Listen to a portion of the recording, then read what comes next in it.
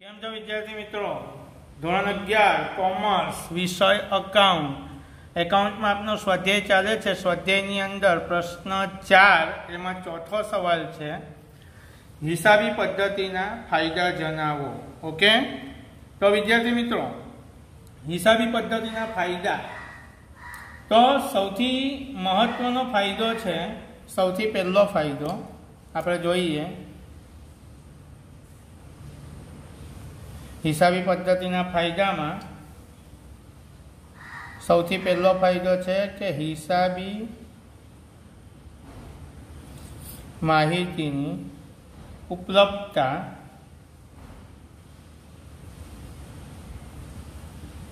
હિસાબી માહિતીની ઉપલબ્ધતા એટલે શું? કે જો ધંધાના માલિક દ્વારા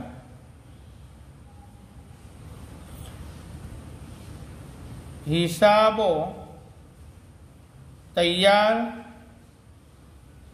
કરવામાં આવે તો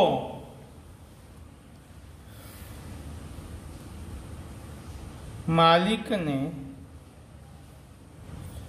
જ્યારે જરૂર પડે ત્યારે તેનો ઉપયોગ કરી શકાય છે. દાખલા તરીકે બેંક લોન લેવી હોય તો ચાલો હું એમ કહું, હિસાબી પદ્ધતિના ફાયદામાં પહેલો ફાયદો હિસાબી માહિતીની ઉપલબ્ધતા, કે જો ધંધાના માલિક દ્વારા હિસાબો તૈયાર કરવામાં આવે તો માલિકને જ્યારે જરૂર પડે ત્યારે તેનો ઉપયોગ કરી શકાય. ધારો કે બેંકમાં આપણે લોન લેવી હોય ને તો બી એ લોકો શું કરે કે છેલ્લા 3 વર્ષના રિટર્ન માંગે, ઇન્કમ ટેક્સ રિટર્ન. હવે ઇન્કમ ટેક્સ રિટર્ન કેવી રીતે બને? તો ઇન્કમ ટેક્સ રિટર્ન બનાવતા પહેલા ધંધાના હિસાબો એટલે કે એકાઉન્ટ લખવું પડે, અને એકાઉન્ટ જો લખવામાં આવે તો ઇન્કમ ટેક્સ રિટર્ન તૈયાર થઈ શકે, અને ઇન્કમ ટેક્સ રિટર્ન તૈયાર હોય તો જ બેંકવાળા લોન આપે.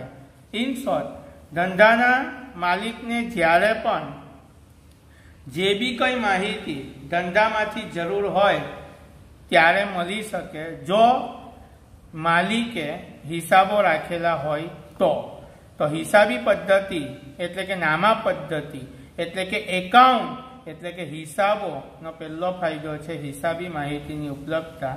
જ્યારે ધંધામાં જરૂર પડે ત્યારે એ હિસાબોનો ઉપયોગ કરી શકાય.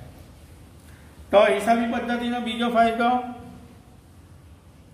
નફાકારકતા માપવા માટે. વિદ્યાર્થી મિત્રો, જો ધંધામાં હિસાબો રાખવામાં આવે તો વર્ષ દરમિયાન ધંધામાં કેટલો નફો થયો કે કેટલું નુકસાન થયું તે જાણી શકાય છે. દીકરાઓ, સૌથી મહત્વનું છે, આપણે કોઈ બી વ્યક્તિ ધંધો કરે તો ધંધો કરવાનો મૂળ હેતુ નફો કમાવાનો જ હોય છે. હવે ધંધામાં નફો થયો કે નુકસાન થયું એ કેવી રીતે ખબર પડે? તો જો ધંધાના માલિકે હિસાબો રાખ્યા હોય તો તો હિસાબો રાખવાને કારણે કોઈ પણ ધંધાકીય એકમની નફાકારકતા જાણી શકાય કે ધંધામાં નફો થયો કે નુકસાન. એટલે હિસાબી પદ્ધતિનો આ બીજો ફાયદો છે નફાકારકતા માપવા માટે. હિસાબી પદ્ધતિનો પહેલો ફાયદો કયો હતો?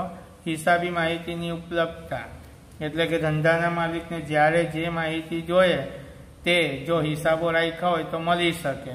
હિસાબી પદ્ધતિનો બીજો ફાયદો કે હિસાબો રાખવાથી ધંધાની નફાકારકતાનો ખ્યાલ આવે. એટલે કે ધંધામાં નફો થાય છે કે નુકસાન થાય છે તે ખબર પડી શકે. ઓકે, ચાલો વિદ્યાર્થી મિત્રો, હિસાબી પદ્ધતિનો ત્રીજો ફાયદો જોઈએ તો આર્થિક સ્થિતિ જાણવા માટે.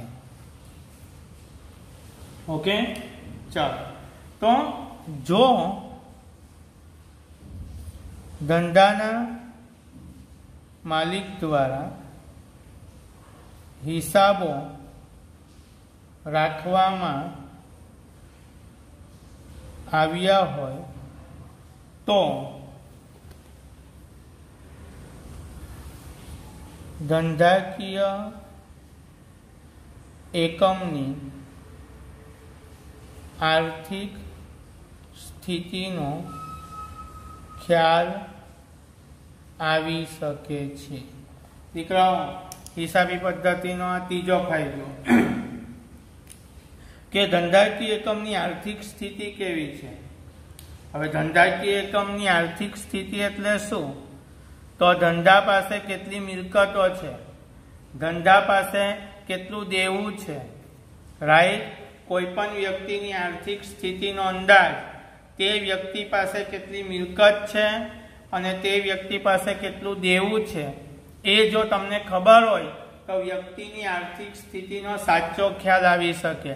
એમ ધંધાકીય એકમમાં જો માલિક દ્વારા હિસાબો રાખવામાં આવ્યા હોય તો ધંધામાં કેટલી મિલકત છે, ધંધામાં કેટલું દેવું છે, એને આધારે ધંધાની આર્થિક સ્થિતિનો ખ્યાલ આવી શકે. ઇન શોર્ટ, હિસાબી પદ્ધતિના ફાયદામાં પહેલો ફાયદો હતો હિસાબી માહિતીની ઉપલબ્ધતા, બીજો ફાયદો હતો નફાકારકતા માપવા માટે, ત્રીજો ફાયદો આર્થિક સ્થિતિ જાણવા માટે. હવે હિસાબી પદ્ધતિનો ચોથો ફાયદો ધંધાનું મૂલ્યાંકન કરવા માટે.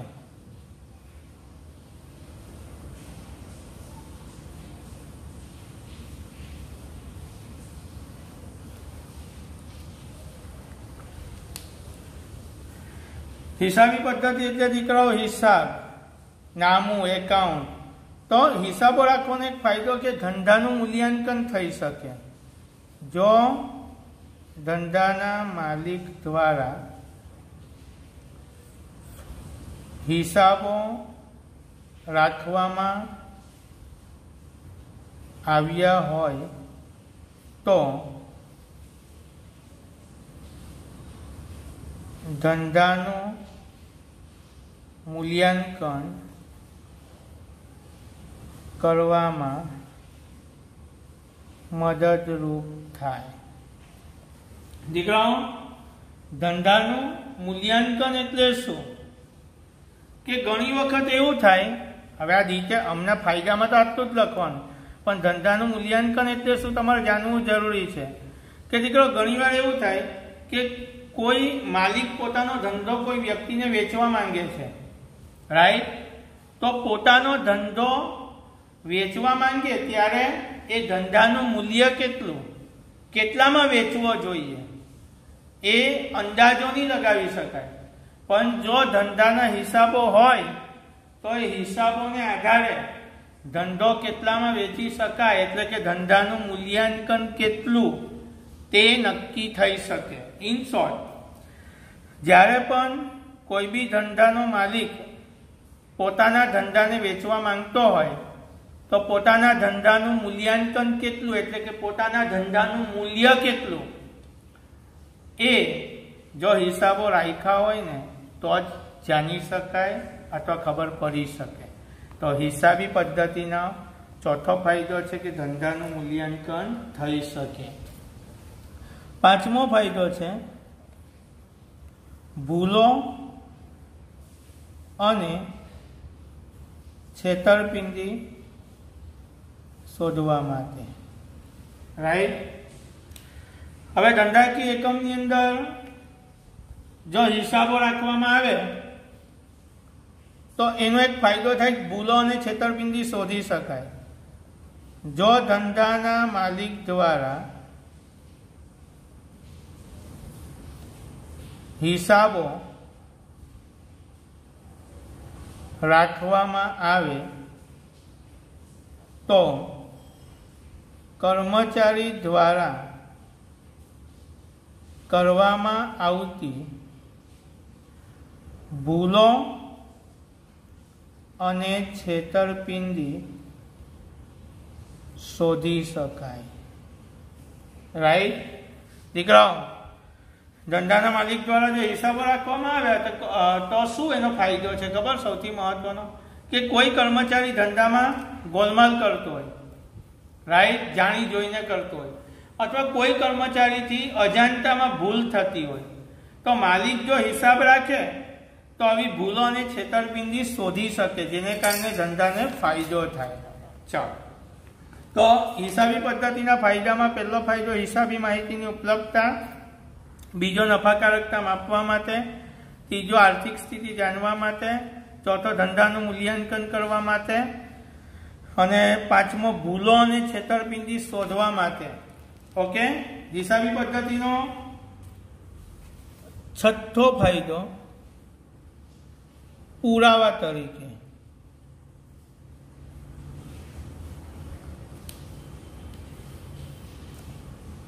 તો આ બહુ મસ્ત ફાયદો છે કે જ્યારે ધંધામાં હિસાબો રાખવામાં આવે છે ત્યારે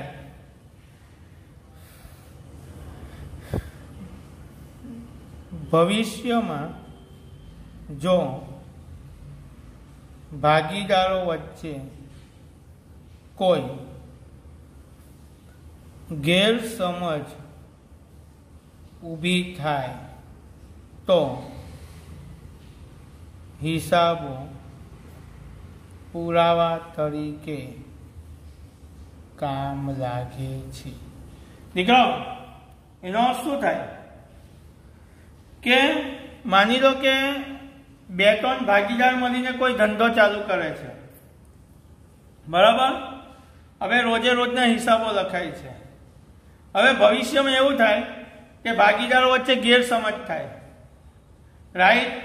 કોઈ બી મુદ્દે, પૈસા મુદ્દે કે કોઈ બી મુદ્દે ગેરસમજ થાય, તો આવા સમયે જો હિસાબો રાખેલા હોય તો આ ગેરસમજ દૂર થઈ શકે છે. આ હિસાબો પુરાવા તરીકે કામ લાગે છે. સમજી ગયા? એટલે હિસાબો રાખવાનો ઘણો બધો ફાયદો છે. હિસાબો એટલે નામું, નામું એટલે એકાઉન્ટ, ને એકાઉન્ટ એટલે હિસાબી પદ્ધતિ. તો હિસાબી પદ્ધતિના ફાયદા એ ઘણા બધા છે. એમાં આપને 6 ફાયદા, કેમ કે પરીક્ષામાં જો સવાલ પૂછાય તો 3 માર્કનો પૂછાય, રાઈટ? આ 6 ફાયદા નોટમાં લખવાના અને લખીને મોઢે બી કરવાના. ઓકે વિદ્યાર્થી મિત્રો, આપણે મળીએ. જય સ્વામિનારાયણ.